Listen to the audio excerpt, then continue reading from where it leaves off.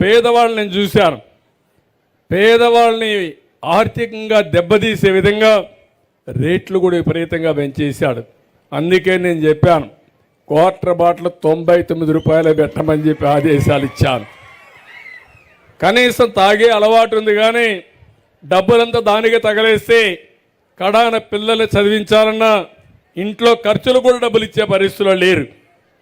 తాగనీయకుండా చేయడం మా ఆడబిడ్డల బాధ్యత. మీకు చాలాసార్లు నేర్పించా. ఇక్కడంతా డాక్రా సంఘాలు ఉన్నారు. నేను డాక్రా సంఘాలు మీటింగులు పెట్టి చెప్పేవాడిని, భర్తని తాగనీయకుండా ఏం చేయాలో చేసే తాళం చెల్లెమ్మలో మీ దగ్గర ఉందని చెప్పేవాడిని.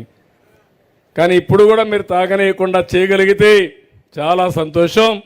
దానికి కూడా ఒక 100 కోట్ల రూపాయలు ఖర్చు పెట్టి మద్యాన్ని తాగనీయకుండా అలవాటు మార్పించడానికి ప్రయత్నం చేస్తా.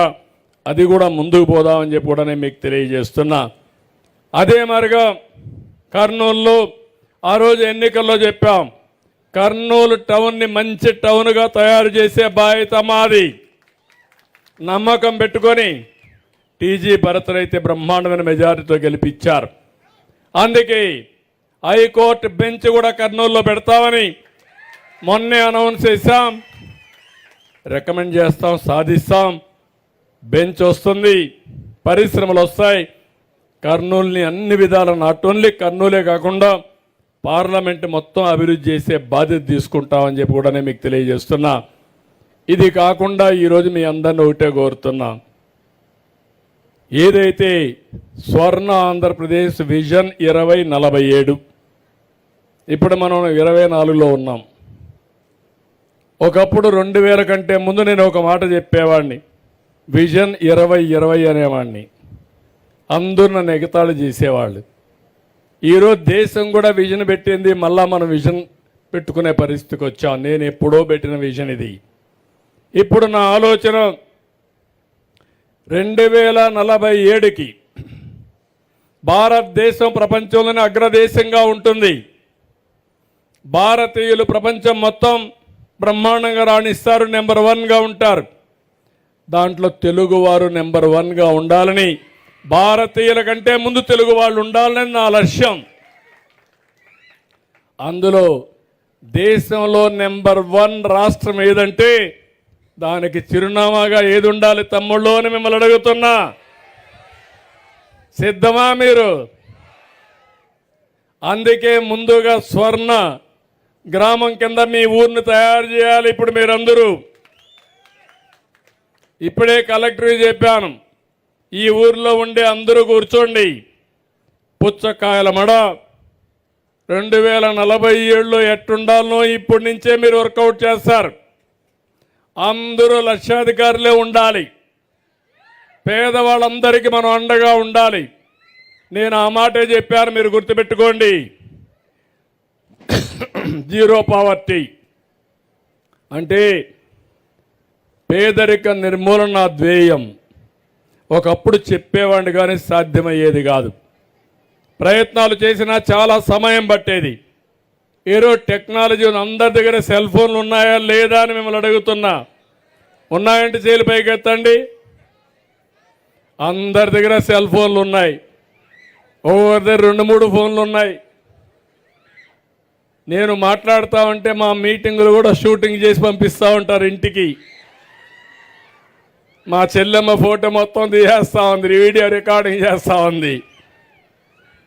అంటే ఒకప్పుడు ఈ సెల్ ఫోన్ మా చెల్లెమ్మ మాట్లాడుతూ ఉంది, ఒక పక్క 2 పనులు చేస్తూ ఉంది, మీటింగ్ వింటా ఉంది, మాట్లాడుతూ ఉంది. ఒకప్పుడు సెల్ ఫోన్ కూడా లేదు.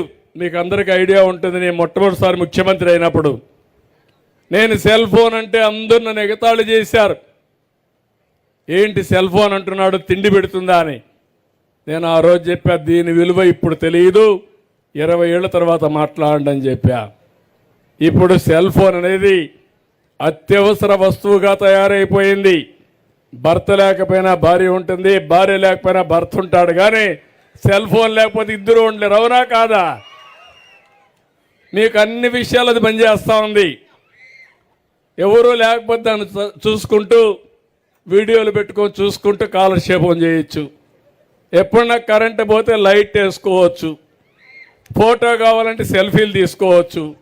ఎవరన్నా దొంగ వస్తే ఫోటో తీసి ఇమ్మీడియట్గా పంపించేయచ్చు. ఇప్పుడు చిన్న పిల్లవాళ్ళు కూడా మా తమ్ముడు చెప్పినట్టు సెల్ ఫోన్తోనే పుడుతున్నారు. పిల్లలు పుట్టంగానే సెల్ ఫోన్ తీసుకునే పరిస్థితికి వచ్చారు. ఏది కావాలి అక్కడ పెడితే ఫస్ట్ సెల్ ఫోన్ పట్టుకుంటున్నాడు. అంటే తప్పులేదు దీంట్లో. కానీ ఒక్క విషయం మీరు గుర్తుపెట్టుకోండి, టెక్నాలజీ మీ జీవితంలో పెను మార్పులు తీసుకొస్తుంది. ఈ విషయం నేను చాలా స్పష్టంగా చెప్తున్నా, మా అడ్మినిస్ట్రేషన్ కూడా చెప్తున్నా. ఈ ఊరు గ్రామం ఎట్ట పరిశుభ్రంగా ఉందా లేదా చేయాలంటే ఇక్కడుండే సచివాలయం సిబ్బంది మాకు చెప్పాలి, లేకుంటే కలెక్టర్ రావాలి, ఎవరన్నా రిపోర్ట్ చేయాలి. రేపటి నుంచి అవసరం లేదు. ఒక డ్రోన్ పంపిస్తే ఒక రౌండ్ తిరిగేసి నేరుగా పంపిస్తే ఇన్ఫర్మేషన్ పంపిస్తే ఈ ఊర్లో ఎక్కడెక్కడ చెత్త ఉందో, ఏ ఇంటి దగ్గర చెత్త ఉందో చూసే అవకాశం డ్రోన్ వల్ల వచ్చే పరిస్థితి వస్తుంది. దానిపైన చర్యలు తీసుకోవచ్చు. ఇదే కాదు, ఈరోజు ఏదైనా కానీ పొలాల్లో తెగులు వస్తే నేరుగా డిటెక్ట్ చేసి ఎక్కడ తెగులుందో అక్కడే మందు కొట్టే పరిస్థితి వస్తుంది. ఈ ఊర్లో దోమలుంటే ఎక్కడ దోమలు ఉన్నాయో దోమలు గుర్తించి ఆ దోమలే చంపే పరిస్థితి వస్తుంది. మీ ఊర్లో డ్రైన్ ఉంటే ఆ డ్రైన్లో నీళ్లు సరిగా పోకపోతే నేరుగా డ్రోన్ పంపించి ఎక్కడ నీళ్లు ఉన్నాయో చూసి దానికి ఎవరు అధికారి బాధ్యులో వాళ్ళపైన చర్యలు తీసుకునే పరిస్థితి వస్తుంది. మొన్నే మీరు చూశారు వరదల్లో డ్రోన్ ద్వారా మేము భోజనాలు అందించాం. ఊరంతా నీళ్లు. నేను భోజనం ఇవ్వమంటే సిరిసిరి వేసేవాళ్ళు, అది బురదలో పడేది, మళ్ళా అదే ఇచ్చేవాళ్ళు. చాలా బాధ కలిగింది. అదే డ్రోన్లు పెట్టాం, ప్రోగ్రాం చేశారు. నేరుగా ప్రోగ్రాం చేసి మిద్దెపైకి పంపించారు. మిద్దెపైన తీసుకోగలిగారు. హెలికాప్టర్లు పెట్టాం, హెలికాప్టర్లో వేస్తే పైన నుంచి వేయడం వల్ల సగం అంతా కూడా చెల్లా చెదిరైపోయి గందరగోళం అయిపోయేది. భవిష్యత్తులో డ్రోన్ వల్ల మీరు ఒకటే గుర్తుపెట్టుకోండి, మీకు ఏదైనా ఇబ్బంది వస్తే నేరుగా డ్రోన్ పంపించి మందు పంపించమంటే ఒక అర్ధ గంటలో పంపించే అవకాశం ఉంటే 10 నిమిషాల్లో పంపించే అవకాశం వస్తుంది. అనేక ప్రయోజనాలు వచ్చాయి. మొన్న మీరు చూశారు విజయవాడలో 20,000 మెట్రిక్ టన్నులు చెత్త డ్రోన్ ద్వారా చూసి ఎప్పటికప్పుడు అధికార యంత్రాంగాన్ని సమాయత్తం చేసి అవన్నీ క్లీన్ చేసేసాం. ఇలాంటివి చాలా ప్రయోజనాలు వస్తాయి.